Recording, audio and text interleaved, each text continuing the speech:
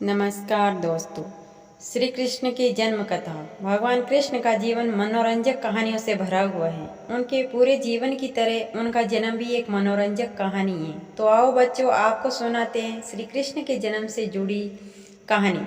यह बात द्वापर युग की है, जब धरती पर अधर्म का बोझ बढ़ता जा रहा था। राक्षसों ने धरती पर हाहाकार मचा रखा था। इस बात से परेशान होकर धरती माँ गाय का रूप धारण करके देवताओं के पास गई और उनसे कहा, हे देवतागण, मेरी रक्षा करें। इस राक्षसों का आतंक मुझ पर बढ़ता जा रहा है, इन्हें खत्म करें। धरती माँ की इस बात का देवताओं के पास कोई समाधान नहीं था। इस पर उन्होंने ब्रह्मा जी के पास जाने का निर्णय लिया और धरती माँ के साथ सभी देवता ब्रह्मा जी के पास गए। वहां पहुंचकर उन्होंने ब्रह्मा जी से विनती की, प्रभु, मेरे ऊपर से दैत्यों का यह भार कम करे, मैं बहुत परेशान हो गई हूँ। ब्रह्मा जी ने उनकी तरह देखा और कहा, इसका उपचार सिर्फ भगवान विष्णु के कर सकते हैं।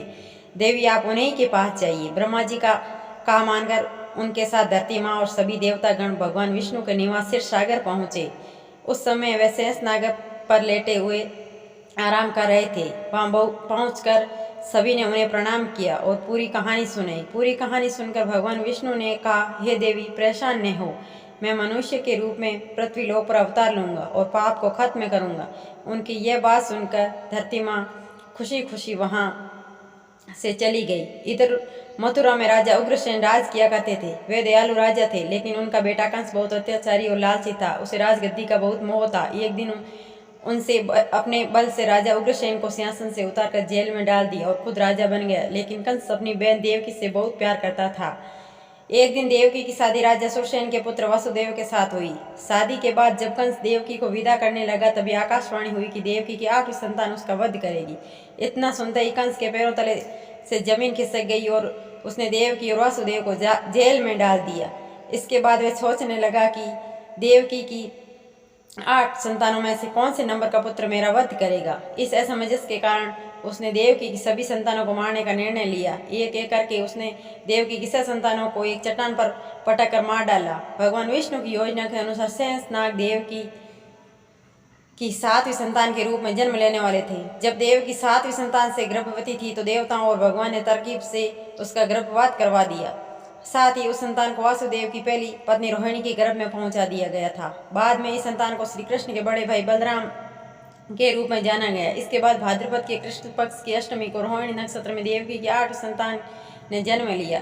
उसके जन्म लेते ही सारे सैनिक अपने आप सो गए। देवकी और वासुदेव की हथकड़ियां खुल गई और जेल के दरवाजे भी अपने आप खुल गए। उन दोनों को कुछ समझ में नहीं आ रहा था और तभी आकाशवाणी हुई कि इस पुत्र को गोकुल में नंद बाबा के यहाँ छोड़ आओ। और उन्होंने ठीक वैसा ही किया। उन्होंने टोकरी में श्री कृष्ण को लेटाया और यमुना नदी के पार गोकुल में छोड़कर आ गए और वहाँ पालने में छोई बेटी को अपने साथ जेल में ले आए। वासुदेव के वापस आने के बाद सब कुछ पहले जैसा हो गया।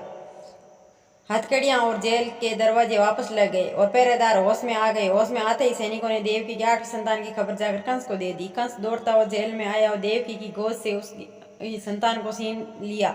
इसके बाद जैसे ही कंस ने उसे मारने के लिए हाथ उठाया, वह उसके हाथ से छूटकर हवा में उड़ गई और बोली, दुष्ट कंस, मैं योग माया हूँ, तुझे मारने के लिए भगवान ने गोकुल में अवतार ले लिए हैं, अब तेरा अंत निश्चित है। इसके बाद श्री कृष्ण को मारने के लिए कंस ने कई राक्षसों को गोकुल भेजा, लेकिन कोई उनका बाल बांका भी नहीं कर पाया। अंत में उन्होंने कंस का संहार किया और मथुरा को उसके आतंक से आज़ादी दिलाई। दोस्तों, स्टोरी पसंद आई हो तो सब्सक्राइब जरूर करिएगा और कमेंट बॉक्स में